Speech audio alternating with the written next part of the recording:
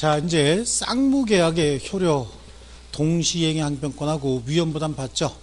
자, 이번에는 제3자를 위한 계약이라고 하는 게 있어요.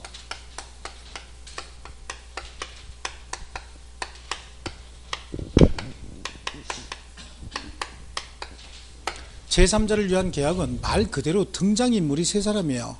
보통 이제 계약을 체결할 때는 계약의 당사자가 계약으로 인해서 자기가 뭔가 이익을 얻고자 또는 어떤 권리를 취득하고자 해서 계약을 체결하는데, 제3자를 위한 계약은 계약의 당사자가 직접 어떤 이익이나 권리를 취득하고자 하는 것이 아니라 그 이익이나 권리를 제3자에게 취득시키고자 해서 체결하는 계약이다. 보통 정상적인 계약이면 청약자, 그 다음에 승낙자 이렇게 얘기하잖아요. 근데 여기는 청약자를 요약자라고 얘기를 해요. 요약자는 계약을 체결하면서 나한테 급부하지 말고 이 사람에게 좀 급부 좀 해줄 수 있니? 라고 요청한 사람이다. 계약의 내용을 요청한 사람이다 라고 해서 요약자 이렇게 얘기를 하고, 그래 내가 그렇게 이행할게 라고 해서 계약의 내용을 승낙한 사람이다 라고 해서 이 사람을 낙약자라고 얘기를 합니다. 그럼 계약의 당사자는 요약자와 낙약자예요. 이게 가장 중요합니다. 계약의 당사자 누구라고 얘기했어요?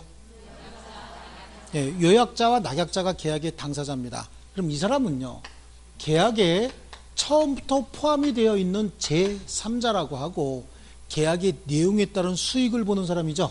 그래서 이 사람을 수익자라고 합니다. 그러니까 제3자 내지는 수익자라고 얘기를 합니다. 여기서 개념 정리할 때 가장 중요한 게 계약의 당사자가 누구다? 요약자와 낙약자다. 이 사람이 계약의 당사자이기 때문에 이 두 사람의 의사에 따라서 계약이 성립이 되는 거고요. 이 두 사람의 의사에 따라서 계약이 변경도 가능합니다. 이 두 사람 의사에 따라서 계약에 효력이 발생하는 거고요. 또 변경이 된다는 얘기는 계약이 소멸할 수도 있다 그런 얘기겠죠. 계약이 소멸할 수도 있는 거고, 계약이 소멸됐으면 상호간에 청산 내지는 각각 부당이득 반환도 두 사람 사이에서 이루어져야 되는 거예요. 아시겠죠? 좋습니다. 그래서 계약의 당사자는 누구다? 요약자와 낙약자다. 이게 머릿속에 들어가 있으면 이건 반 이상 끝난 겁니다.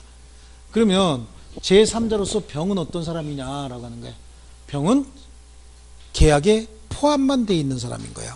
이 제3자를 위한 계약은 계약의 내용에 따른 급부를 이 사람에게 하자라고 특약이 하나 포함되어 있는 것이지 나머지는 일반적 계약하고 똑같습니다. 특약에 의해서 원래는 갑에게 급부해야 될 걸 누구에게 급부하자? 병에게 급부하자라고 하는 거고요. 이때 계약 성립 당시에 병은 현존할 필요도 없고 특정되어 있을 필요도 없는 거예요. 예를 들어서 뱃속에 있는 아기를 위해서 교육보험을 든다든지 기타 보험 같은 거 들어두는 경우 있죠. 이게 이제 제3자를 위한 계약의 한 가지 유형입니다. 또는 아버지나 어머니, 연로하신 아버지나 어머니를 위해서 실보보험 같은 거 들어두는 거 있죠. 이거요. 이게 현존하고 있어도 관계없습니다. 보통 여기 우리 어머니들, 가정주부들 보면 친정집에다가 간장게장 3kg 보내라 뭐 이런 거 홈쇼핑에서 사잖아요. 홈쇼핑에 전화해갖고 간장게장 5kg 중에서 2kg는 나한테 보내고 3kg는 친정에 보내고 뭐 이렇게 해서 주문하죠. 나한테 보내는 건 나 자신을 위한 계약이지만 친정집에 보내는 건 제3자를 위한 계약이죠. 그렇습니다. 계약의 당사자는 나하고 홈쇼핑인 거예요. 좀 시댁에 좀 보내요. 가끔가다. 아시겠죠? 시댁에도 한 번씩 보내고 그래야지 친정에만 보내고 그러면 못 써. 애들이 보고 배워요. 애들이 보고. 아들이 보고 배운다고. 아들이 보고 배우면 어떻게 해요? 아니, 엄마도 할머니한테 안 보내고 외할머니한테만 보냈잖아. 그러니까 집사람도 그렇게 하게 놔둬 이런다고. 그대로 보고 배워요. 진짜 그대로 보고 배워요. 그러니까 아들들 있는 분들은 행동 조심하셔야 돼요. 자, 좋습니다. 그래요. 이게 제3자를 위한 계약이다라고 하고요. 이 두 사람의 법률 관계가 무슨 관계냐? 이거 대가 관계라고 얘기해요. 왜 대가 관계라고 붙였는지 그건 나도 아직 잘 이해를 못 하겠는데, 어쨌든 이 두 사람의 법률 관계를 대가 관계다라고 얘기하고요. 이 대가 관계는 그다지 중요한 관계가 아니에요. 두 사람의 관계는 적법한 관계일 수도 있고 부적절한 관계일 수도 있습니다. 계약과는 전혀 관계없는 관계다 이렇게 보시면 되겠고요. 요약자와 낙약자 사이의 관계를 보상관계라고 불러요. 보상관계. 여기서 보상관계라고 이름을 붙인 이유는 급부를 을이 병에게 하는 거잖아요. 그러니까 그에 따른 손실을 어떻게 내가 보상해 주겠다라고 하는 의미를 가지고 있어요. 이 보상관계를 기본관계라고도 얘기합니다. 또는 계약관계라고도 얘기한다. 그래요. 그래서 보상관계라고도 얘기하지만 기본관계, 계약관계라고도 이렇게 부르기도 합니다. 그 다음에 이 관계를 뭐라고 얘기하냐면 급부관계다 또는 수익관계다라고도 얘기하는 경우가 있어요. 또는 급부 대신 이행관계다 이렇게 얘기하는 경우도 있습니다. 이런 거 좀 한마디로 그냥 통일해 줬으면 좋겠어요. 그런데 법에는 보상관계, 여기는 수익관계 이렇게 얘기를 하는데 판례가 이렇게들 얘기하고 있어요. 학자들도 지 마음대로 쓰고 있습니다. 그러니까 뭐가 나올지 모르겠지만 특히 이거는 암기해 두셔야 됩니다. 보상관계를 다른 말로 기본관계 또는 계약관계라고도 하고, 물어보는 건 늘 이거니까 가장 중요한 게 갑과 을 사이의 법률관계인 거예요. 자, 그러면 제3자를 위한 계약을 갑하고 을이 체결했다. 그 사실을 병이 모를 수도 있죠. 알 수도 있지만 모를 수도 있을 겁니다. 그러면 을이 병에게 아마 최고를 할 겁니다. 너를 위해서 이런 계약이 체결됐는데 수익을 받을 거야 말 거야 라고 최고를 하게 되면 그에 대해서 병이 확답을 하겠죠. 그래서 그 확답을 받았답니다. 수익을 받겠다라고 확답을 받게 되면 그때 을은 병에게 이행해 줄 의무가 생기는 거예요. 아시겠죠? 그런데 을이 이행을 하지 않았다. 그래서 계약이 무산되거나 기타 다른 사유로 인해서 손해가 발생했다. 그럼 그 손해는 누구에게 발생한 거예요? 병에게 발생한 거죠. 갑에게 발생한 게 아니죠. 병에게 손해가 발생했기 때문에 수익의 의사표시를 하고 난 다음에 병은 을에게 직접 손해배상을 청구할 수도 있어요. 자신에게 발생한 손해이기 때문에 스스로 손해배상을 청구할 수도 있고, 또 갑도 야, 을, 네가 계약을 이행하지 않았으니까 병에게 손해배상해줘라 라고 해서 갑도 을에게 병에 대한 손해배상을 청구할 수도 있다라고 얘기합니다. 자, 이때 이제 병의 지위를 한번 보는데, 이 병은 수익의 의사표시를 하기 전하고 수익의 의사표시를 하고 난 다음하고 병의 지위가 완전히 달라져요. 수익의 의사표시하기 전에 병은 그냥 계약에 포함만 돼 있는 사람이지 뭐 반드시 계약 성립 당시에 현존하거나 특정되어 있을 필요도 없다고 얘기했죠. 계약에 포함만 돼 있는 사람이다. 근데 수익의 의사표시하고 난 다음에는, 수익의 의사표시할 때는 얘는 현존되어 있어야 되고 특정되어 있어야 되겠죠. 수익의 의사표시하게 되면 제3자가 권리를 취득하게 됩니다.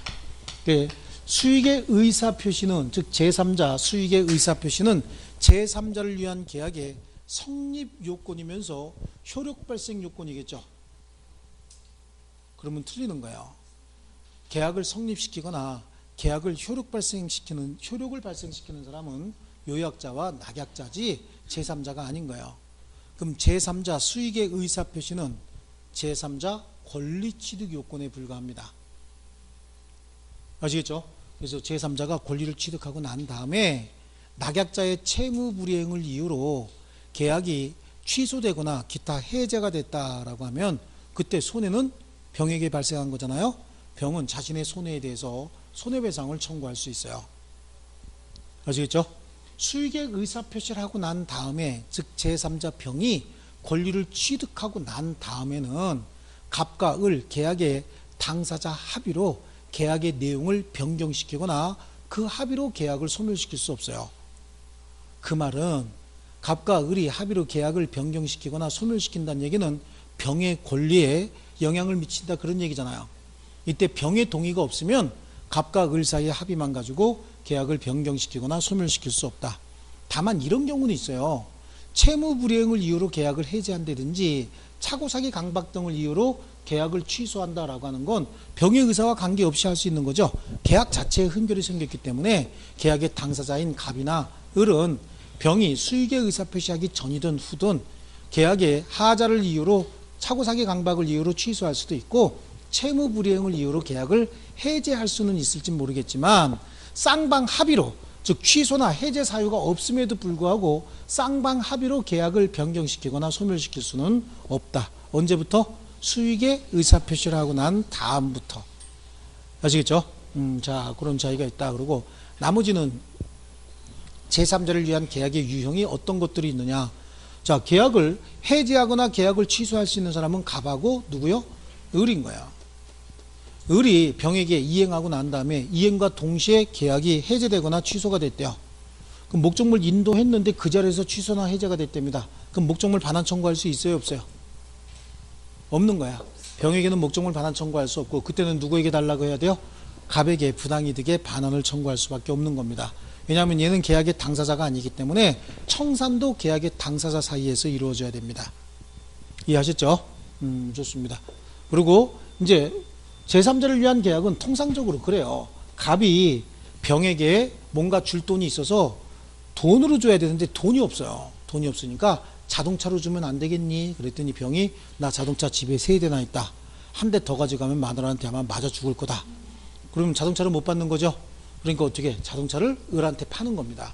팔고 매매대금 1,000만 원은 얘한테 줘라 이럴 수 있죠. 이걸 뭐라고 얘기하냐면 병존적 채무인수다 이렇게 얘기를 해요. 이걸 왜 병존적 채무인수라고 얘기하냐면 잘 들으셔야 됩니다. 요약자가 제3자에게 지급해야 될 채무를 자동차를 얘가 수령하기로 하고 그 채무를 얘가 갚아주기로 했죠. 얘가 채무 갚기 전까지 갑의 채무는 소멸해야 하네요. 안 하는 거잖아요. 그리고 얘도 자기가 채무를 이행하기로 했죠. 그러니까 채무자가 몇 명이 된 거야? 2명이 된 거야. 그래서 이걸 병존적 채무인수다 이렇게 얘기를 합니다. 아시겠죠? 병존적 채무인수를 제3자를 위한 계약의 한 유형으로 보는 거고, 또 이럴 수도 있어요. 낙약자가 제3자에 대하여 가지고 있는 채권을 면제해 주기로 하는 계약 있죠. 이것도 제3자를 위한 계약의 한 일종으로 본다. 낙약자가 말 잘못했나? 낙약자가 제3자에 대해서 가지고 있는 채권을 면제해 주기로 하는 계약. 그러니까 결국은 을이 병에게 행사할 수 있는 채권이 있죠. 그 채권을 누가? 갑이 갚아주겠다. 그럼 얘한테 대해서는 뭐가 되는 거야? 면제가 되는 거잖아요. 그래서 제3자가 낙약자에 대해서 부담하고 있는 채무를 면제해 주기로 둘이 계약을 체결한다는 얘기는 내가 갚아주겠다 그런 얘기잖아요. 내가 갚아줄 테니까 얘 채무 면제해 줘 라고 할 수 있죠. 이것도 제3자를 위한 계약의 한 유형으로 본다. 아시겠죠? 이거 수업할 때마다 떠오르는 게 하나씩 있어요. 한 7, 8년 정도 된 것 같은데, 그때 제가 대한항공 타고 외국에 갔다 오다가 그 제 앞에서 한 10명 정도, 11명인가 12명 정도 앞에서 대한항공 1000만 번째 고객이 당첨이 된 거야. 1000만 번째 고객이 당첨이 됐는데, 그때 이제 비행기에서 내가 빨리 나오라고 해. 나가자 막 그랬는데 꼭 앉아서 제일 늦게 나와요. 뭐 하려고 서 있냐고. 나가서도 서 있을 거. 그래서 얘기하는데, 나오다가 내가 빨리 나오자고 했는데 나오라고 한 때 나왔으면 아마 거기 아니면 내가 당첨됐을 것 같은데 딱 분위기가 그래요. 근데 꼭 버티고 있다가 제일 나중에 나오다가 보니까 뭐 빵빠레 같은 거 뭐 이렇게 하고 준비하고 있어요. 그러더니 앞에서 한 10번, 11번인가? 그리고 앞에서 빰빠방 그러는 난리가 난 거야. 손이 막 떨리더라고. 그냥 그쵸? 그냥 하려고 그랬는데 딱 하는 소리가, 당신은 복 없어서 안 돼. 내가 되면 몰라도. 그렇죠. 될지 안 될지는 두고 봐야 되죠. 그래서 그리고 대도 뭐 두 사람 갈 거 이렇게 2인분이야. 그러니까 뭐 2달 동안 그 대한항공 자유롭게 이용할 수 있고요. 유럽에 어떤 호텔이든지 특급 호텔 자유롭게 결정할 수 있어요. 그런 걸 주더라고. 2달 동안. 그래서 당첨되면은 갈 시간도 없잖아. 나도 갈 시간 없어 그러더라고. 누가 자기하고 간대? 같이 갈 사람 또 있죠. 그래요. 그러더라고. 더 이상 얘기하면 복잡해지. 또 집에 가서 대가리 박을까봐 더 이상 얘기는 못하고 그냥 집에 갔는데, 그런 적이 있어요. 그것도 대한항공 측하고 유럽의 어떤 그 호텔들하고 아직 당사자는 확정이 안 됐지만 누구든지 오면 이런 걸 지금 공급해 주시오라고 바우처 계약이 지금 성립돼 있는 거예요. 그 바우처만 받아가지고 가면 되는 거죠. 그런 계약이 있을 수 있어요. 자, 우리 책으로 갈게요. 제3자를 위한 계약입니다. 계약에 의하여 당사자 일방이 제3자에게 이행할 것을 약정한 때 제3자는 채무자에게 직접 이행을 청구할 수 있다. 제3자 병은 채무자에게 직접 이행 청구가 할 수 있다는 얘기죠. 그럼 이행 청구권은 언제 생기느냐? 전항의 경우 제3자의 권리는 즉 이행 청구권은 제3자가 채무자에 대하여 계약의 이익을 받을 의사를 표시한 때에 생긴다. 수익의 의사 표시한 때 생긴다 그 얘기입니다. 아시겠죠? 그래서 거기 니은에 의의 니은에 예컨대 타인을 위한 생명보험 계약이나 병존적 채무인수 있죠? 병존적 채무인수, 병존적 채무인수가 제3자를 위한 계약의 가장 전형적인 유형이다 이렇게 얘기를 합니다. 자, 그 다음에 더 중요한 내용은 리을에 여기서 제3자를 위한 계약의 당사자는 요약자와 낙약자이고 제3자는 계약의 당사자가 아니다. 이 제3자를 위한 계약의 성질은 보통 계약이에요. 다만 수익을 당사자가 받자가 아니라 제3자에게 수익을 주자라고 하는 특별 약관이 하나 더 들어가 있을 뿐이지 특별한 계약은 아니다. 자, 넘겨보십니다. 넘겨보시면 이제 3면관계가 들어가 있죠. 보상관계, 기본관계예요. 계약관계라고 얘기를 하고요. 이 계약관계고 계약 전체에 영향을 미치는 관계죠. 보상관계에 혹시 흠결이 생겼답니다. 이 흠결은 당연히 여기에 영향을 미치겠죠. 자동차를 주기로 했는데 그래서 1,000만 원을 주기로 했는데 자동차가 고장이 나서 시동이 안 걸리는 차례입니다. 그럼 1,000만 원 안 줄 거 아니에요. 고쳐줄 때까지. 자, 또 여기 마찬가지입니다. 급부나 이행 또는 수익관계에 흠결이 생겼다라고 하면 이거는 여기에 영향을 미칠 수밖에 없는 거예요. 그런데 이 대가관계는 계약과는 전혀 관계 없는 관계라고 했잖아요. 부적절한 관계라도 무방하다고 얘기했죠. 이 관계에 흠결이 생겼다라고 해서 이 흠결이 여기에 영향을 미치거나 여기에 영향을 미치는 관계도 아니다. 아시겠죠?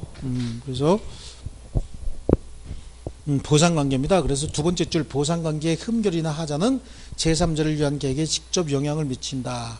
대가관계 아무 관계도 아니라 그랬어요. 두 번째 줄에 대가관계의 흠결이나 하자는 제3자를 위한 계약의 성립과 효력에 영향이 없다. 급부관계 그래요. 낙약자와 수익자의 관계다라고 하는 거고요. 제3자를 위한 계약의 성립요건, 제3자를 위한 계약의 성립요건에는 제3자 수익의 의사표시가 들어갈까요? 안 들어갈까요? 제3자 수익의 의사표시는 제3자를 위한 계약의 성립요건은 아니지만 효력발생요건은 되겠죠. 예, 그래서 다 틀린 거야. 성립요건도 효력발생요건도 아니고 계약의 당사자는 요약자와 낙약자라는 거 이거 잊어버리면 계속 틀려요. 계속 틀리고 시험도 계속해서 그걸로 내는 거야. 그러니까 계약의 당사자는 요약자와 낙약자이기 때문에 요약자와 낙약자에 의해서만 계약이 성립하고 요약자와 낙약자에 의해서만 계약이 변경 또는 소멸시킬 수 있고 요약자와 낙약자의 의사표시에 의해서만 효력 여부가 결정이 된다. 이거 잊어버리면 안 됩니다. 이거 잊어버리면 이거 나오면 무조건 틀려요. 기본이 이거야. 기본. 제3자는 계약의 당사자가 아니기 때문에 계약을 성립, 변경, 소멸 또는 효력 여부를 결정할 수 있는 자가 아닙니다. 다만 수익의 의사표시하게 되면 제3자 권리가 확정될 뿐이다. 제3자를 위한 계약의 성립요건은 제3자 약관이 있는 계약이지 일반 계약하고 똑같습니다. 보상관계가 유효해야 되고 보상관계는 기본관계, 계약관계잖아요. 유효하게 성립해야 되고 제3자 수익의 약정이 있어야 되죠. 이걸 제3자 약관이다 이렇게 얘기를 하잖아요. 그래서 제3자 수익의 약관은 니은하고 디귿 체크해 두셔야 되죠. 예, 그래서 제3자가 취득할 수 있는 권리의 종류는 제한이 없다. 간장게장도 가능한 거잖아요. 금전에 대한 권리도 가능한 것이고요. 또 니은하고 디귿에 병존적 채무 인수나 계약의 당사자의 제3자에 대한 채권에 관하여 그 채무를 면제해 주는 계약도 제3자를 위한 계약에 준하는 것으로 보고 제3자는 현존되어 있거나 특정되어 있을 필요는 없죠. 다만 언제는 수익의 의사표시를 할 때는 특정되어 있어야 되고 현존하고 있어야 된다. 자, 제3자 권리의 확정입니다. 540조는 전조의 경우 채무자는 상당한 기간을 정하여 계약의 이익 향수 여부의 확답을 제3자에게 최고할 수 있고 채무자가 그 기간 내에 확답을 받지 못한 때는 제3자가 계약의 이익을 받을 것을 거절한 것으로 본다. 자, 제3자 권리의 확정입니다. 제3자의 권리가 생긴 후란 얘기는 수익의 의사표시를 하고 난 후란 얘기예요. 당사자는 이를 변경 또는 소멸시키지 못한다. 여기서 변경 또는 소멸시키지 못한다의 의미는 쌍방 합의로는 못한다는 얘기예요. 다만 취소권이나 해제권은 행사할 수 있다는 얘기예요. 합의로는 못한다. 합의는 뭐야? 쌍방. 서로 두 개의 의사표시는 두 개의 의사표시, 즉 합의란 얘기는 계약을 소멸시키지 못한다는 얘기지 일방적 의사표시로는 할 수 있다는 얘기입니다. 수익의 의사표시는 제3자 권리의 취득 요건이다. 그렇게 나와 있습니다. 넘겨보십니다. 거기 C에 아주 중요한 내용 들어가 있다고 얘기했죠. 제3자 수익의 의사표시는 제3자를 위한 계획의 성립 요건이 아니라 제3자가 권리를 취득하기 위한 요건이다. 수익의 의사표시가 없어도 제3자를 위한 계약 성립하고 당사자 사이에 효력이 발생한다. 요거고, 제3자의 지위 또 한 번 강조하고 있습니다. 계약의 당사자가 아니다. 수익의 의사표시하기 전에는 그냥 계약에 포함되어 있는 사람으로 보는 거고, B에 가서 수익의 의사표시 이후에 거기 1, 2, 3번 다 체크했잖아요. 제3자 권리를 취득하게 된다죠. 그래요. 그래서 제3자 권리가 확정된 후에는 당사자 합의로 변경시킬 수 없어요. 그러나 이때 제3자 동의가 있으면 변경시킬 수 있겠죠. 처음부터 수익의 의사표시하고 난 다음에도 계약은 변경할 수 있습니다 라고 유보해 놨으면 또 그에 따라서 할 수도 있는 것이고, 자, 그 다음에 3번에 그러나 제3자가 수익의 의사표시하고 난 다음에도 합의가 아닌 하자 있는 의사표시를 이유로 계약 자체를 취소하거나 채무 불이행을 이유로 해제할 수는 있다. 요거하고, C에 제3자는 계약의 당사자가 아니므로 취소권이나 해제권을 행사할 수는 없다라고 되어 있습니다. 자, 그 다음에 요약자의 지위다. 요약자도 계약의 당사자죠. 요약자도 계약의 당사자이기 때문에 오른쪽에 가면 디귿을 좀 체크해 두셔야 됩니다. 요약자는 낙약자가 채무 불이행을 하는 경우에 제3자에게 손해배상할 것을 청구할 수 있다. 이때 제3자도 자기에게 손해배상할 것을 청구할 수 있다. 자, 그 다음에 낙약자의 지위, 낙약자도 계약의 당사자죠. 낙약자는 어떻게 해야 돼? 요약자가 이행할 것을 요구하게 되면 그에 따라서 이행해야 됩니다. 또 얘가 수익의 의사표시하고 그 내용대로 이행할 것을 요구하면 이행할 의무가 있는 거예요. 그런데 이행하지 않았다는 얘기는 급부관계에 흠결이 있었다 그런 얘기잖아요. 그러면 요약자는 계약을 해제하거나 취소할 수 있습니다. 취소하고 그로 인해서 생긴 손해는 병이 직접 청구할 수도 있고 갑이 병에게 손해배상해 주라고 청구할 수도 있는 거예요. 그때 손해배상의 의무가 있는 겁니다. 그래서 낙약자의 지위인데 낙약자 역시 계약의 당사자다라고 하는 거, 그리고 제3자에게 최고할 수도 있고요. 채무자의 항변권이다라고 하는데 여기서 채무자의 항변권은 채무자을 얘기하는 거예요. 그러니까 법조문 자체에서도 낙약자라고도 하고 계약의 내용에 따른 채무를 부담했다라고 해서 채무자다라고도 얘기합니다. 채무자의 항변권은 채무자는 539조 계약에 기한 항변으로, 즉 여기에 흠결이 생겼다는 얘기예요. 계약에 기한 항변으로 제3자, 수익을 받을 제3자에게 대항할 수 있습니다. 계약에 이익을 받을 제3자에게 대항할 수 있다. 거기에 A의 로마자 1번이에요. 보상관계 무효나 취소를 이유로, 이게 무효 취소됐다 그런 얘기죠. 기본관계에 무효 취소를 이유로 수익의 의사표시란 제3자에게도 대항할 수 있다. 그러나 수익의 의사표시란 제3자에게 이미 급부를 이행한 경우에는 계약이 무효 또는 취소가 되었다면 낙약자는 제3자에게 그 급부를 부당이득으로서 반환 청구할 수는 없다. 누구에게 달라고 얘기해야 되는 거야?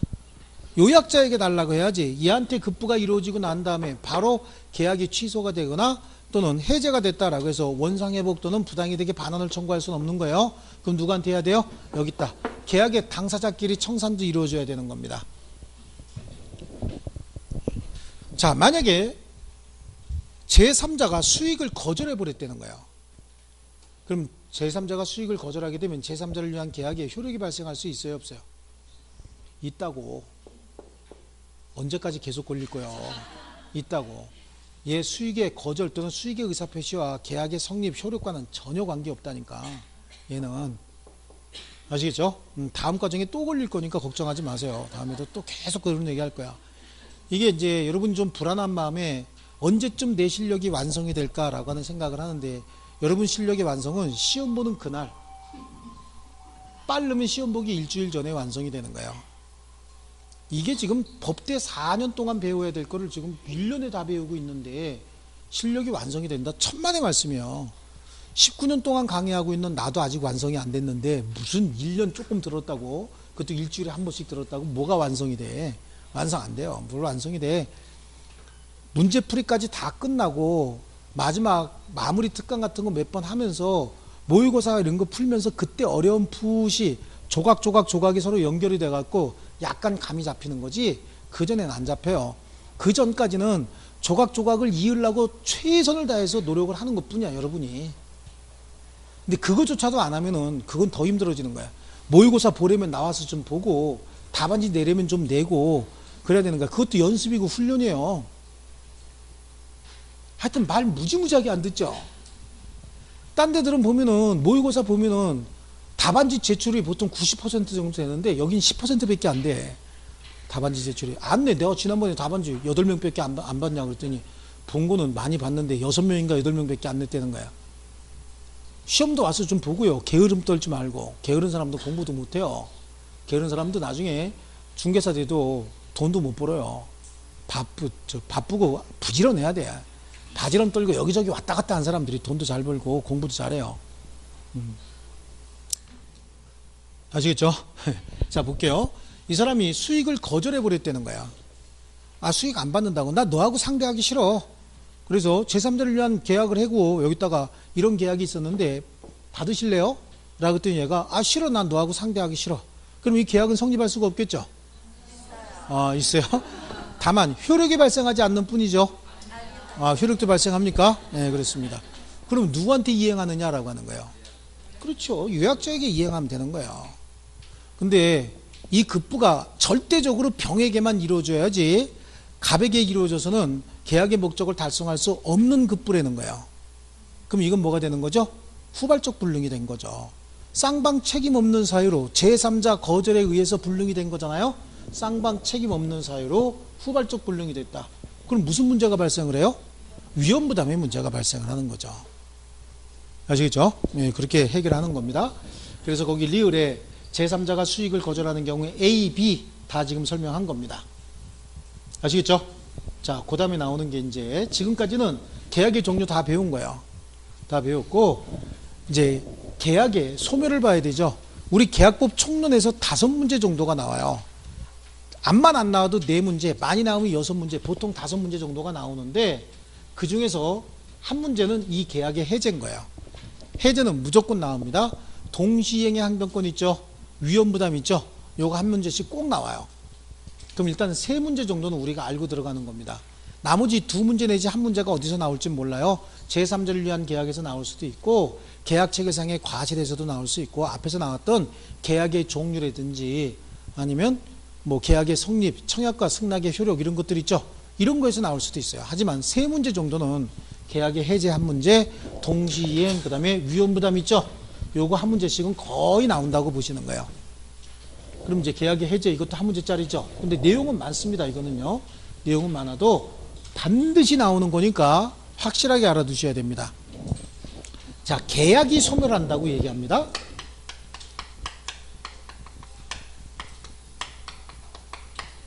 계약이 소멸한다는 얘기는 무효 또는 취소가 돼도 계약이 소멸한다. 이거는 법률행위 무효 취소에서 이미 봤다고 보는 거고 여기서는 계약 자체의 소멸 원인으로서 해제와 해지를 보는 겁니다.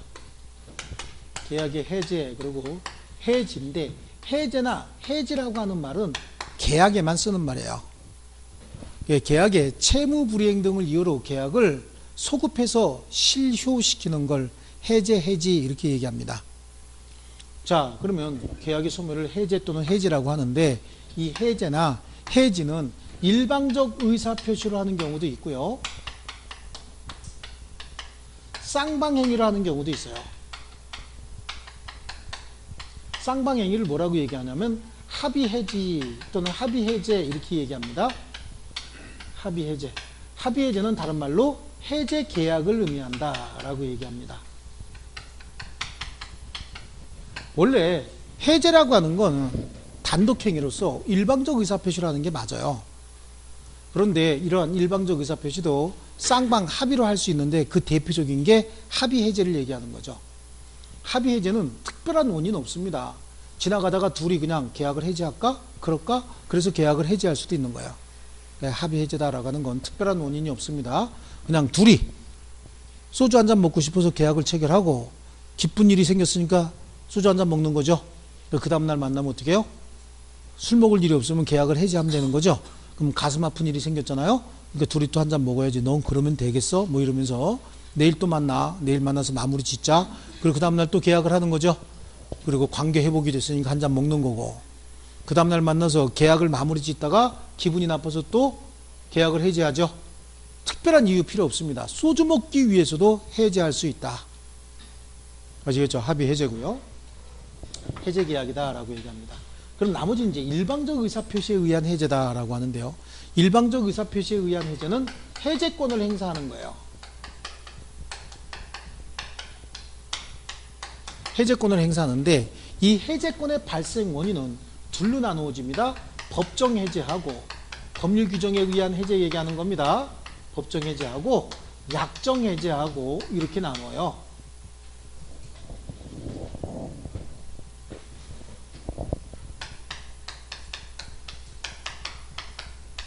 법정 해제하고 약정 해제를 나누는데 이 약정 해제는 요 해제 계약하고 조금 달라요. 요거는 아무런 이유 없이 둘이 만나서 야 어제 그 계약 우리 해제할까? 그러지 뭐 라고 합의를 한 것이고, 약정 해제는 계약을 체결하면서 특별한 사유를 몇 개 이렇게 정해놓은 거야. 정해놓고 이런 사유가 생기면 매도인이 또는 매수인이 계약을 해제할 수 있다라고 약정으로 정해놓은 거예요. 근데 그 사유가 발생하지 않으면 계약 해제 못하는 거예요. 근데 그 사유가 발생하면 거기에 정한 자가 계약을 해제할 수 있다. 이게 뭐죠? 약정 해제고, 가장 대표적인 게 토지를 매수하면서 건축허가 신청해서 건축허가가 불허가되면 매수인이 계약을 해제할 수 있다라고 정했답니다. 그런데 실제로 건축허가 신청했더니 건축허가가 불허가됐대요. 그럼 매수인이 계약을 해제할 수 있는 거고, 그때는 일방적 의사표시로 야 건축허가 불허가됐다 해제한다 그럼 계약은 소멸해버리는 겁니다. 아시겠죠? 이 약정 사유에 의한 계약이 해제다라고 하는데, 이때 그 약정 사유는 당사자가 특약으로 해제 사유를 정할 수 있어요. 조금 아까처럼 건축허가 신청해서 불허가 되면 매수인이 해제할 수 있다라고 특약을 정한다든지, 아니면 자동 해제 조항이 있죠. 실권약관이다라고 해서 자동 해제 조항을 넣는 경우도 있어요. 자동 해제 조항은 보통 중도금이나 잔금 가지고 합니다. 근데 중도금에 대한 자동 해제 조항으로 매매 계약은 자동해서 해제가 됩니다.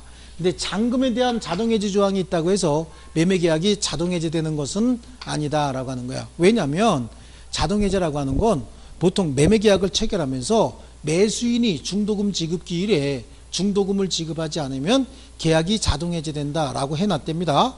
근데 중도금 지급 기일에 매수인이 중도금을 지급하지 않았다는 거예요. 그러면 정한 사유가 발생했죠. 그럼 자동 해제되는 거죠. 근데 잔금 지급 기일에 매수인이 잔금을 지급하지 않으면 계약은 자동 해제된다 라고 했는데, 실제 잔금 지급 기일에 매수인이 잔금을 지급하지 않았다는 겁니다. 그 사유만 가지고 계약이 자동 해제되는 건 아니에요. 왜 그래요? 잔금 지급 기일에는요, 매도인도 자신의 반대급부를 이행 제공할 의무가 있죠. 그 반대급부를 이행 제공하지 않으면 매수인도 이행지체에 빠지지 않는 거거든요. 그럼 그게 자동 해제되려고 하려면 어떻게 해야 돼? 매도인이 자신의 반대급부를 이행 제공하게 되면 그때 매수인은 이행지체에 빠지고 그때 자동 해제되는 거예요. 그럼 중도금은요, 중도금이라고 하는 건 매수인만 이행 의무가 있지 매도인은 아무것도 이행할 의무가 없잖아요. 매수인이 중도금 지급 기일에 중도금을 지급하지 않았다, 그 사정만 가지고 바로 이행지체가 돼버리죠. 계약은 자동 해제된다라고 하는 거고요. 또 하나 약정 해제 사유 중에서 중요한 게 계약금 계약을 체결했다라고 하는 거죠. 이 계약금이다라고 하는 건 우리 민법 제 565조에 의하면 계약금은 해약금으로 추정한다라고 하는 규정이 있어요. 반대 특약이 없으면 당사자 사이에 계약금을 절대 해약금으로 하지 말자라고 하는 반대 특약만 없으면 계약금은 해약금으로 추정이 되거든요. 그러니까 계약금을 주고받았다는 얘기는 당사자 중 일방이 이행에 착수하기 전이라면 계약금을 교부한 사람은 계약금을 포기하고 계약금을 수령한 사람은 그 배액을 상환하고 계약을 해제하자라고 미리 특약을 한 걸로 보겠다는 얘기예요. 그런 특약이 있는 것으로 취급하겠다. 아무 얘기 없이 계약금을 주고받고 계약금 계약을 체결했다 그러면 그런 특약은 무조건 한 겁니다. 아시겠죠? 계약금 계약이 있었다 그러면 이것도 약정해제 사유를 정한 것인데, 이 약정해제 사유 말고 그럼 법정해제 사유는 뭐가 있느냐? 법정해제 사유는 딱 하나죠. 뭐예요? 채무불이행이죠. 채무를 이행하지 않았다. 이 채무 불이행은 이행 지체가 있어요. 글씨를 이렇게 못 쓰지? 이행 지체가 있고요. 이행 불능이 있습니다. 그리고 불완전 이행이 있죠. 불완전 이행이 있고 채권자의 수령 지체도 있습니다. 채권자 지체 또는 채권자의 수령 지체다 이렇게 얘기를 하는데요. 이행 지체다라고 하는 건 이행 가능성이 있음에도 불구하고 이행하지 않는 거거든요. 이행 지체의 경우에 상대방이 빨리 이행해 달라고 최고를 합니다. 최고 기간까지 이행하지 않으면 그때 계약을 해지할 수 있는 겁니다. 근데 이행 불능의 경우에는 이행하지 못할 상황이 발생해 버렸다. 이행기까지 기다려도 이행이 안 되는 거고 한 번 더 기회를 줘도 이행할 가능성이 전혀 없어진 거죠. 그러니까 이때는 이행기까지 기다릴 필요도 없고 최고도 할 필요 없습니다. 불능 상태가 발생한 그 순간 이행기가 아직 5년 남았대요. 그래도 5년 후에 이미 불능이 됐는데 그 물건이 생길 가능성이 없잖아요. 그러니까 최고도 할 필요 없겠죠. 그럼 바로 계약을 해지하는데 이걸 뭐라고 얘기하냐면 즉시 계약을 해지해 버릴 수 있다라고 얘기를 합니다. 즉시 해제가 가능하다.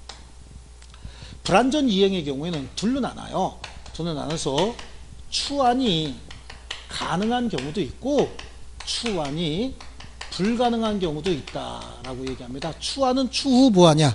이걸 다른 시험에서는 완전한 이행이 가능한 경우, 완전한 이행이 불가능한 경우 이렇게 나누기도 합니다. 그럼 추환이 가능하다, 불가능하다 우리 충분히 연결시킬 수 있죠. 개념 자체를. 자, 이때 추환이 가능함에도 불구하고 반만 이행하고 있으면 이건 이행 지체죠. 그렇죠? 그런데 추환이 불가능해서 반만 이행하고 지금 주저하고 있대요. 그럼 이건 이행 불능이잖아요. 그럼 불능으로 그냥 취급해 버리면 된다. 이거는 최고 해제하는 것이고 이건 즉시 해제할 수 있다 이런 거고요. 채권자 지체도 채권자의 채무 불이행으로 봅니다. 채무자가 상당한 기간 빨리 이 수령해 달라고 최고를 합니다.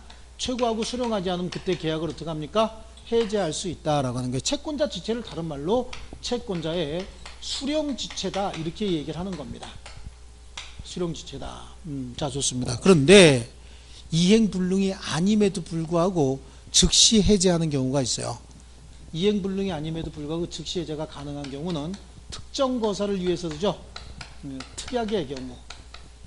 특약에 의해서 계약을 해제한다. 여기 매수인이 건축허가 신청해서 건축허가가 불허가되면 계약을 해제할 수 있다고 정했대요. 그럼 건축허가가 불허가됐답니다. 그러면 그건 뭐 최고하게 되면 허가로 바뀔 가능성이 있어요, 없어요? 없는 거죠. 그럼 그냥 즉시 해제하면 되는 거예요.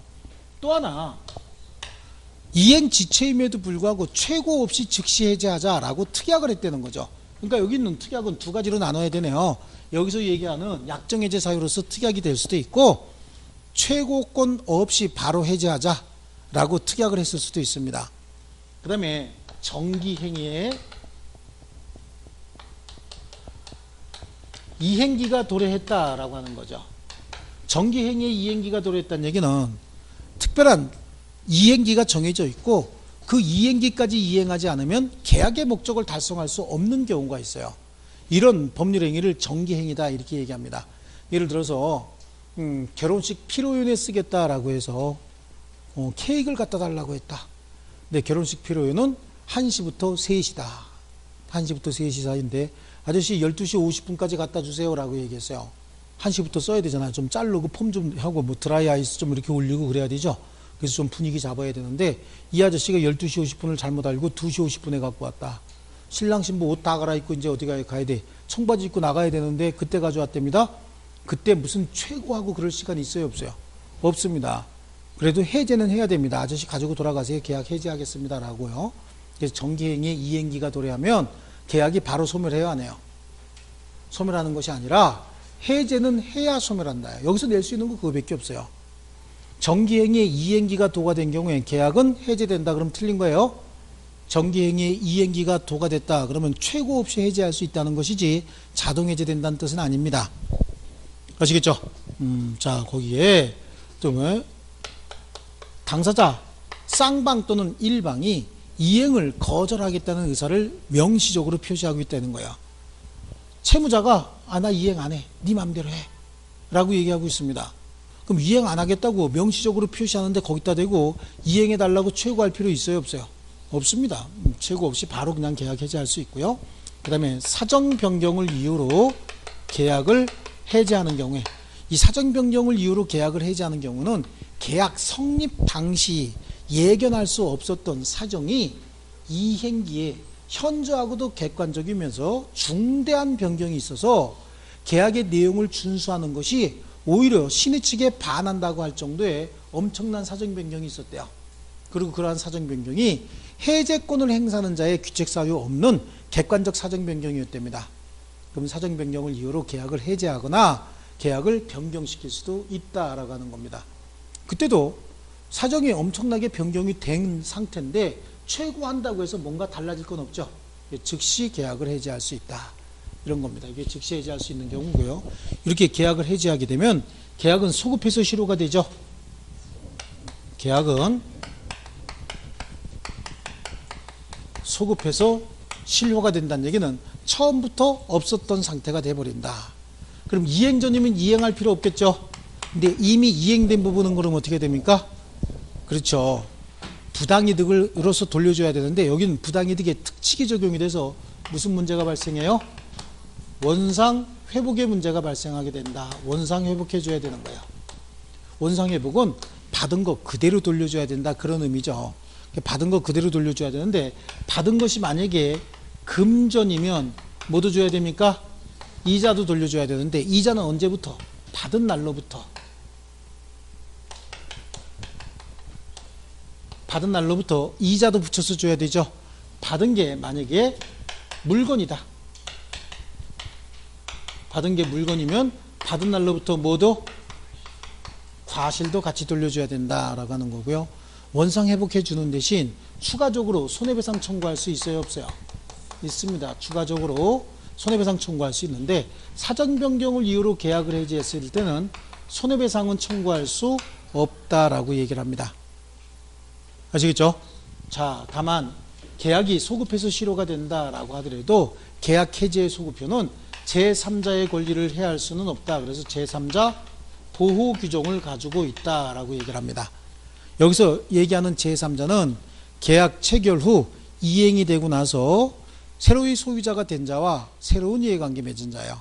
자, 요거는 좀 더 구체적으로 보면 갑하고 을이 계약의 당사자고 을이 매수인이고 갑이 매도인이라고 가정을 할 때 계약이 성립했고 계약의 내용에 따른 이행이 이루어졌고 그 이후에 계약이 해제가 됐고 외형까지 제거가 됐다는 얘기는 등기나 점유 등이 회복이 됐다라고 하는 거죠. 그래서 외형이 제거가 됐다. 여기 권리관계 이렇게 좀 잘 보시면 여기는 소유자가 누구예요? 갑이죠. 그 다음에 공시도 누구 이름으로 가지고 있는 거예요? 갑 이름으로. 등기 내지는 점유도 갑이 하고 있는 거예요.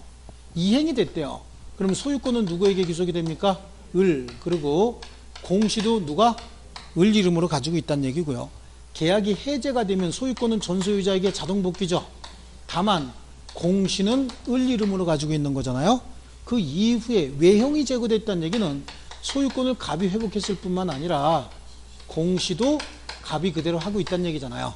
여기서 새로운 이해관계 맺은 자가 누구냐? 이때 매수인 을하고 새로운 이해관계 맺은 사람이 있을 수 있고 여기서도 매수인 을하고 새로운 이해관계 맺은 사람, 여기도 매수인 을하고 새로운 이해관계 맺은 사람이 있을 수 있죠. 여기도 매수인 을하고 새로운 이해관계 맺은 사람이 있는데 이 사람은 선악불문하고 계약이 해제가 되면 보호되지 않습니다.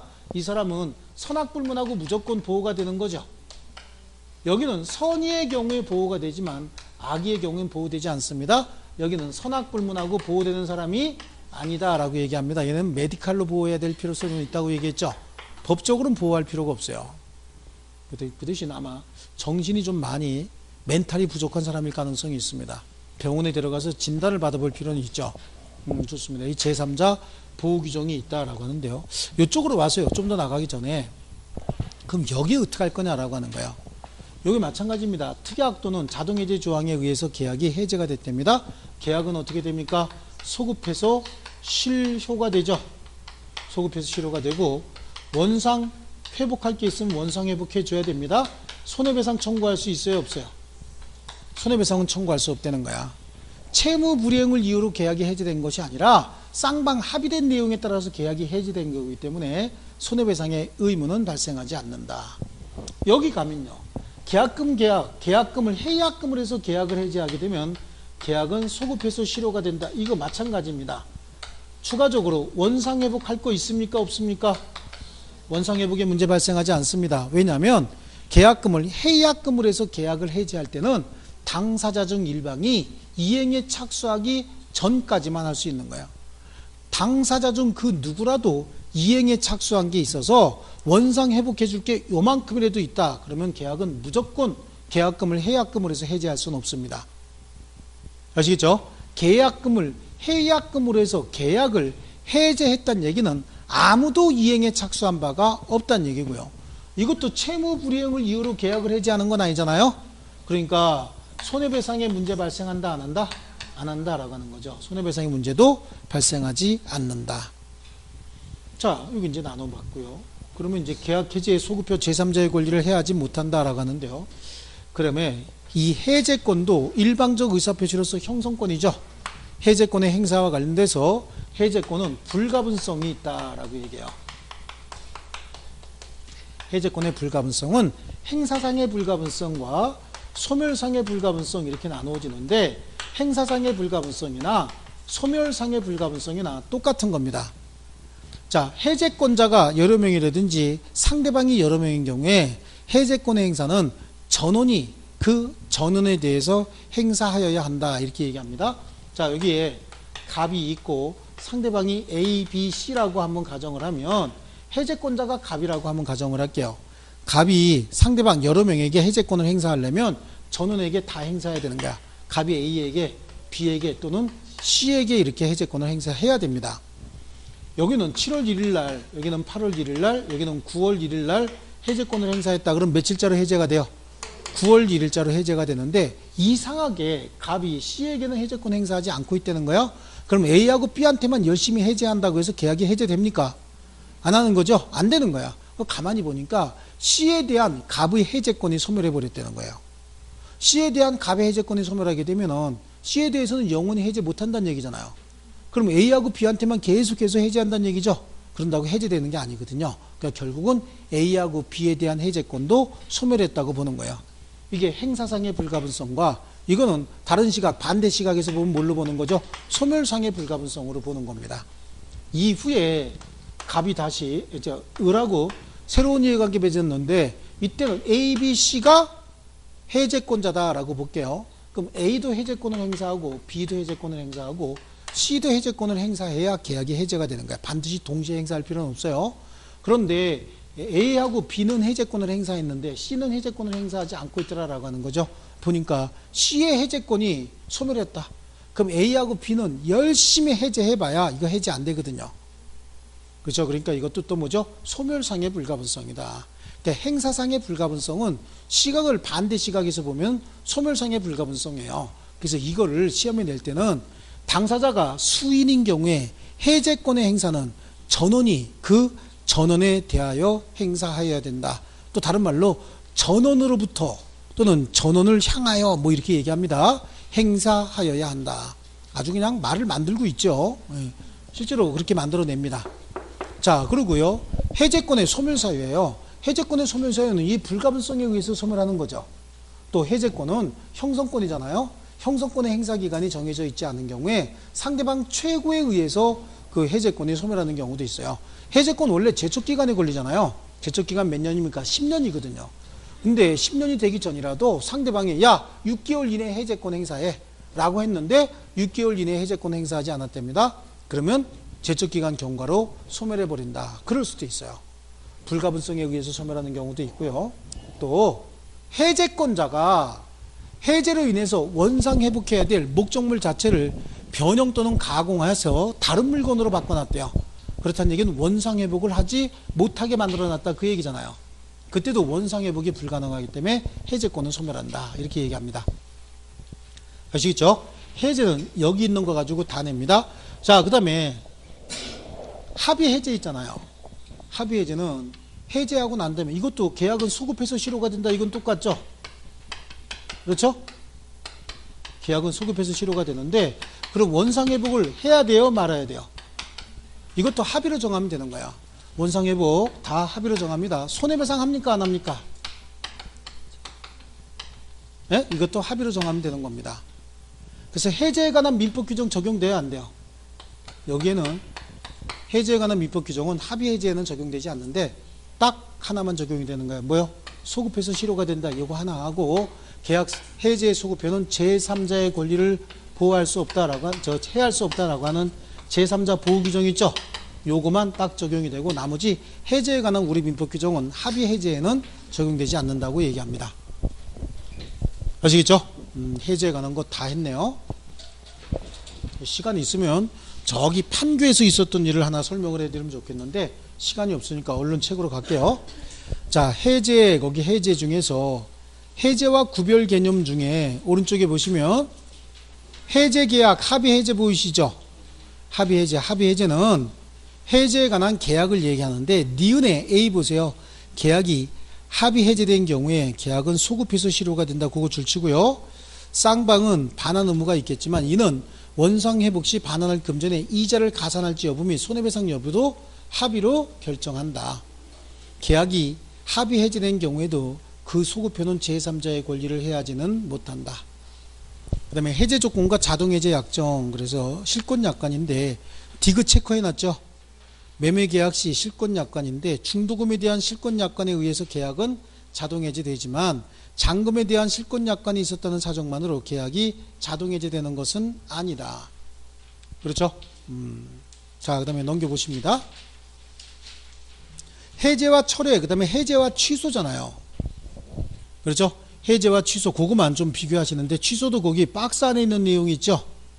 네, 취소와 해제인데, 이거는 우리 앞에 취소해서 이미 공부하고 왔어. 164페이지에서 공부하고 왔는데, 여기서 한번 더 보자고요. 취소든 해제든 형성권이기 때문에 일방적 의사표시로 행사하는 거 맞습니다. 근데 취소는 모든 법률행위에 인정된다. 왜 그러냐면 취소는 의사표시를 취소하는 거거든요. 모든 법률행위에 의사표시는 다 들어가 있어요. 그래서 의사표시를 취소하는 거기 때문에 모든 법률행위에 인정되되, 해제는요 계약에만 인정합니다.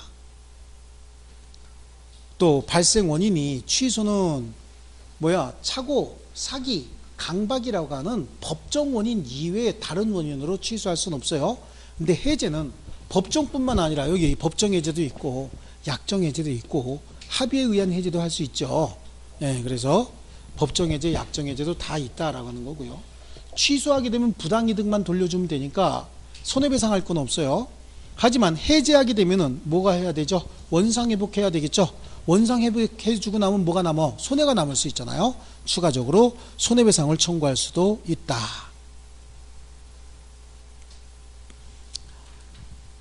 자, 그리고요, 오른쪽 페이지에 갑니다. 약정해제권의 발생이다 라고 해서요.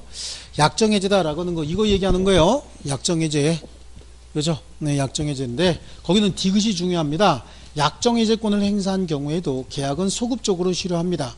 그러나 약정해제는 채무 불이행을 전제로 하는 것이 아니다. 손해배상의 문제는 발생하지 않는다. 그렇죠? 그 다음에 약정해제는 해제권자의 포기에 의해서 소멸하고 10년의 지척기간에 걸린다.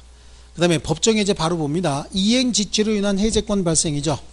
당사자 일방이 채무를 이행하지 않는 경우에 상대방은 상당한 기간을 정하여 이행을 최고하고 그 기간 내에 이행하지 아니한 때는 계약을 해제할 수 있다. 그러나 채무자가 미리 이행하지 아니할 의사를 표시한 때는 최고를 요하지 않는다. 여기 이행 거절의 의사가 있을 때는 즉시 해제할 수 있다는 얘기지, 상대방이 이행 거절하게 되면 그냥 바로 계약이 소멸한다는 뜻은 아니에요. 최고 없이 즉시 해제할 수 있다는 얘기예요. 그래서 보통의 이행지체가 발생했어야 되는데, 넘겨보시면요, 거기 중요한 내용이 또 하나 나오죠. 자, 채권자가 상당한 기간을 정하여 이행을 최고하고 그 기간 내 이행을 하지 않았어야 되거든요. 그런데 거기 최고를 하긴 했는데 상당한 기간을 정해야 돼요. 근데 기간이 너무 짧았대요. 너무 짧았던 경우에는 최고로서 효력이 있어요, 없어요? 그래도 있는 거죠. 최고로서 효력은 있으되 상당한 기간이 지나고 난 다음에 계약이 소급해서 실효가 되는 거겠죠. 해제가 가능해지는 것이다. 최고 기간을 정하지 않았거나 상당한 기간이, 너무 기간이 짧은 경우에도 최고로서 효력은 있고 다만 상당한 기간이 경과한 후에 해제권이 발생한다. 자, 그리고요. 오른쪽 페이지로 가면 최고 기간 내에 채무자의 이행 또는 이행 제공이 없을 것. 그렇습니다. 그 다음에 정기행위의 해제권 발생이죠. 계약의 성질 또는 당사자의 의사표시에 의해서 일정한 시일 또는 일정한 기간 내에 이행하지 아니하면 계약의 목적을 달성할 수 없을 경우에 상대방이 그 일방이 그 시기에 이행하지 아니한 때는 상대방은 전조에 최고를 하지 아니하고, 그러니까 자동 해제된다는 뜻이 아니라 최고는 없지만 해제의 의사표시는 해주란 얘기예요. 최고를 하지 아니하고 계약을 해제할 수 있다. 거기는 3번하고 4번 정도는 금방 설명드린 내용 체크해 두셔야 됩니다. 그 다음에 이행 불능으로 인한 해제다. 채무자의 책임 있는 사유로 이행이 불능하게 된 때 채권자는 계약을 해제할 수 있다. 이행 불능이니까 기다려줄 필요 없다는 얘기고요. 그 다음에 불완전 이행으로 인한 해제권의 발생이다. 그래요. 완전 이행이 아니고 반만 이행했다 그런 얘기겠죠. 거기는 1번이 추환이 가능한 경우, 이건 지체로 보면 되는 거고, 2번이 추환이 불가능한 경우, 이건 불능으로 보면 되겠죠. 그 다음에 채권자 지체, 채권자 지체도 채권자의 채무 불이행으로 보겠다 그거잖아요. 예, 그래서 채무자는 상당한 기간 수령을 최고하고 그 기간 내에 수령하지 않으면 계약을 해지할 수 있고요. 사정 변경으로 인한 계약의 해제권 발생인데, 사정 변경으로 인한 계약의 해제도 최고 없이 해제할 수 있다는 얘기지, 사정이 변경됐다는 사정만 가지고 계약이 자동 해제된다는 얘기는 아니에요. 또 손해배상은 청구할 수 없다고 얘기했죠. 이건 채무 불이행의 문제가 아니죠. 당사자가 예견할 수 없었던 사정 변경이 됐기 때문에 손해배상의 문제는 발생하지 않는다. 자, 그런 정도. 그 다음에 오른쪽에 부수적 의무 위반과 계약 해지의 문제인데, 부수적 채무 불이행이 있었다라고 해서 계약을 해지할 수 있는 건 아닙니다. 동시행의 항변권은 몰라도 부수적 채무 불이행을 이유로 계약을 해지할 수는 없다. 그 다음에 넘겨보십니다. 해제권의 행사 방법이요. 계약 또는 법률 규정에 의하여 당사자 일방이나 쌍방이 해지 또는 해제의 권리가 있는 때는 상대방에 대한 의사표시를 해야 된다. 그렇습니다. 그래서 해제의 의사표시는 동그라미 1번에 동그라미 기역, 니은 이렇게 두 가지 다 체크해 두셔야 됩니다. 형성권이다. 그래서 행사 방법은 분류식 행위니까 자유롭게 행사할 수 있는데, 니은에 소의 제기로서 계약의 해제권을 행사한 후 그 소송을 취하했답니다. 그렇다 하더라도 해제권은 형성권이므로 그 행사의 효력에는 아무런 영향을 미치지 않는다. 소송으로 제기했다. 소송을 어떻게 해요? 취하했다라고 하더라도 일방적 의사표시로 다시 할 수도 있다는 얘기예요. 자, 그 다음에 밑에 보시면 해제의 불가분성이에요. 당사자 일방 또는 쌍방이 여러 명인 경우에 계약의 해제는 전원으로부터 또는 전원에 대하여 하여야 하는데, 이거는 행사상의 불가분성이죠. 그러면 소멸상의 불가분성은 제2항에 나와요. 전항의 해지나 해제의 권리가 당사자 1인에 대하여 소멸한 때는 다른 당사자에 대해서도 소멸한다. 이게 불가분성이죠. 행사상의 불가분성이 제1항이고 소멸상의 불가분성이 제2항입니다. 자, 그런데 이거는 오른쪽 페이지에 가면 디귿이 보이십니까? 디귿에 547조는 임의 규정이다. 특약으로 배제할 수 있다. 우리 계약법에 대부분의 규정은 다 임의 규정이에요. 계약 해제에 관한 민법 규정도 전부 다 임의 규정입니다. 당사자 합의로 달리 정할 수 있고요. 계약 해제의 효과인데 548조에 당사자 1방이 계약을 해제한 때 각 당사자는 상대방에게 원상 회복의 의무가 있는데 제3자의 권리를 해칠 수는 없고요. 이 경우에 반환할 금전에는 그 받은 날로부터 뭐를 줘야 된다? 이자를 줘야 되는데, 그 이자는 부당이득이에요. 손해배상의 의미가 아니라 남의 돈, 즉 받아서는 안 되는 돈을 받고 있다 그런 의미로서 부당이득의 반환의 의미를 갖는다. 그래서 거기 법리 구성의 쟁점, 그거는 참고적으로 보시고, 동그라미 2번에 해제의 효과는 계약이 소급적으로 실효가 된다. 그래서 계약은 처음부터 존재하지 않았던 것으로 소멸하게 된다. 자, 넘겨보시고요. 다음 페이지 보면은 동그라미 4번에 소급표로서 제3자 보호 문제가 발생하죠. 자, 제3자 보호인데, 해제의 효과로 발생하는 원상회복은 의사표시 전에 이해관계를 가지게 된 제3자의 권리를 해하지 못한다. 여기서 제3자는, 여기서 제3자라고 하려면 보호받는 제3자들 있잖아요. 이런 사람들은 물건을 인도받아서 점유를 하고 있다든지 아니면 등기부에 등기를 갖춘 자만이 보호가 되는 거야. 계약이 해제되면 소멸하는 계약상 채권 있죠. 채권을 받은 자는 보호되는 제3자가 아닌 거예요. 등기 또는 점유 등의 완전한 권리를 취득한 자만이 보호가 된다. 이때 제3자 선악 불문하는데 동그라미 이 부분에 제3자 보호 범위가 확대가 되죠. 계약 해제 후 외형이 제거되기 전에, 즉 원상회복 등기가 이루어지기 전에 새로운 이해관계 맺은 제3자도 여기서 보호가 된다. 자, 그 다음에 오른쪽 페이지에 가면 그 제3자에 해당하는지 여부에 제3자에 해당하지 않는 경우가 동그라미 1번 보면은 채권을 잡은 자 이렇게 나오죠. 채권 잡았대요. 보호되지 않습니다. 동그라미 2번도 채권에 대하여 압류 명령이나 전부 명령을 받은 자, 여기도 채권 잡은 자죠. 보호되지 않습니다. 그 다음에 4번에 자, 매도인의 매매 대금 수령 이전에 해제 조건부로 임대 권한만을 부여받은 매수인으로부터 그 계약이 해제되기 전에 주택을 임대차에서 임대차 보호법의 대항 요건을 갖췄다. 자, 여기 있는 애야.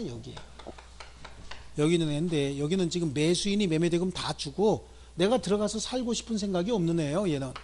그러니까 이 집은 나는 어떻게 투자 목적으로 사놓는 거거든. 투자 목적으로 사놓는데 내가 들어가서 거주할 목적이 아니니까 어차피 내가 임대할 거고 잔대금은 여기서 나오는 보증금 갖고 잔대금 주려고 했다고. 그럼 갑한테 뭐라고 얘기하냐면 어차피 내가 매수인으로서 내가 살 거니까 임대차를 내가 미리 좀 합시다. 그럼 매도인이 그래요. 그럼 당신이 매수인이니까 임대차 하셔. 하지만 그 임대차를 허락해준 배경에는 혹시 매매계약이 제대로 이행이 되면 네가 한 임대차는 유효겠지만 매매계약이 제대로 이행되지 않아서 계약이 해제되면 그 네가 한 임대차도 무효가 된다라고 하는 의사가 포함되어 있는 거야. 그래서 이거는 매매계약 해제를 해제 조건부로 임대 권한만 부여받았다고 얘기한다고. 갑이 을에게 임대할 권한을 부여한 거야. 지금 임대한 권한을 부여해서 임대할 권한은 있겠지만 매매계약이 혹시 해제가 되죠. 그럼 임대할 권한도 어떻게 돼? 해제가 되는 거야. 매매계약 해제를 해제 조건부로 임대할 권한만을 수여받은 매수인 이렇게 얘기합니다. 말 되게 어렵죠? 그래서 매매대금 수령 이전에 해제 조건부로 임대할 권한만 부여받은 매수인으로부터 그 계약이 해제되기 전에 주택을 임차해서 임대차 보호법상 대항 요건을 갖춘 임차인도 보호되지 않습니다. 또 토지를 매도했다가 대금 지급을 받지 못해서 매매계약이 해제된 경우에 그 토지 위에 신축된 건물의 매수인, 지금 매매계약은 토지에 대한 매매계약이고 토지에 대한 매매계약이 해제가 됐죠. 근데 그 위에 있는 건물은 전혀 별개의 물건이잖아요. 여기는 보호받는 제3자에 해당할 수 없고요. 6번도 채권을 양수했다 이렇게 돼 있잖아요. 채권 받은 사람은 무조건 보호되지 않습니다. 그 다음에 원상회복의 의무가 있다라고 하는데 원상회복은 받은 이익 전부를 돌려줘야 되겠죠. 넘겨보십니다. 원상회복의 범위는 거기 로마자 1번, 2번입니다. 1번, 2번 동종, 동량, 동질의 물건으로 이자가 있으면 이자까지 붙여줘야 된다라고 하는 거 하고요. 자, 그 다음에 밑으로 내려오면 가액 반환 C가 노무, 그 다음에 D에 급부받은 물건으로부터 과실을 취득했거나 물건을 사용해서 사용이익이 있다. 사용이익은 뭐죠? 과실이죠. 사용이익도 과실에 준하는 것으로 합니다. 사용이익도 같이 돌려줘야 된다. 그 다음에 오른쪽 페이지로 가면 계약 해지와 손해배상 청구인데 계약 해지 또는 해지는 손해배상 청구에 영향을 미치지 않는다. 손해배상 청구할 수 있다는 얘기잖아요. 그 다음에 8번으로 내려갑니다. 밑으로 쭉 내려갑니다. 8번. 해제 효과와 동시 이행인데 계약 해지로 인하여 각 당사자가 부담하는 원상회복 의무나 손해배상 의무는 각각 동시 이행 관계에 있다. 그 다음에 해제권의 소멸 그래요. 채무자 이행 또는 이행 제공이 있으면 해제권이 소멸하는 것이고 넘겨보십니다. 거기 동그라미 2번에 보시면 해제권 특유의 소멸 원인이 여러 가지가 나와 있죠. 여기 상대방 최고에 의한 소멸 그래요. 해제권도 형성권이고 행사기간은 최장 10년이라고 얘기했잖아요. 근데 상대방이 최고하게 되면 그에 따라서 소멸하는 경우도 있고 해제권자의 목적물 훼손, 반환불능, 가공, 개조에 의해서 소멸하는 경우도 있다. 왜? 이건 왜 소멸하는 거야? 원상회복이 불가능하니까 소멸하는 거죠. 그 다음에 해제권의 불가분성에 의해서 소멸하는 경우도 있다라고 얘기하고요. 계약의 해지는 오른쪽 페이지에 해제와 해지의 비교 요거 박스 안에 있는 것만 보시면 충분합니다. 그래서 해제든 해지든 형성권이고 약정, 법정 다 사유 있어요. 손해배상 청구할 수 있고 철회 불가능한데 해제는 일시적 계약에 해지는 계속적 계약에 해제하게 되면 원상회복, 해지하게 되면 청산의 의무가 발생한다. 그래서 그것만 비교하시면 충분합니다. 자, 그래서 이 정도로 하면은 계약법 총론이 끝난 겁니다. 다음 시간에는 조금 제가 10분 넘게 했죠. 다음 시간에는 매매 있죠. 542페이지 매매부터 하는 거고, 자, 오늘 배운 데서 최소 4문제, 평상시에 5문제, 많이 나오면 6문제까지 나옵니다.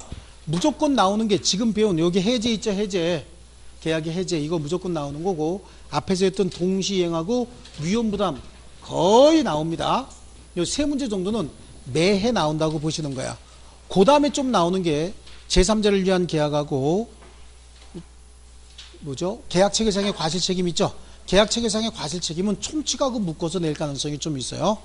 그 다음에 앞에서 나왔던 계약의 여러 가지 효력들이 있었죠. 계약의 성립이라든지 청약과 승낙, 계약의 성립 시기, 격지자 계약 간의 계약의 효력, 성립 시기라든지 이런 것들이 있었잖아요. 계약의 종료 이런 거 여러 가지 있었어요. 거기서 한 2문제 내지 3문제 정도가 나오고 무조건 이건 나와요. 그렇죠. 빨리 끝나고 싶어서 뭔 소리인지 모르고 빨리 그냥 덮지 이러고 있는 거니까 그냥 덮어드릴게요. 자, 수고하셨어요. 조심히 들어가세요.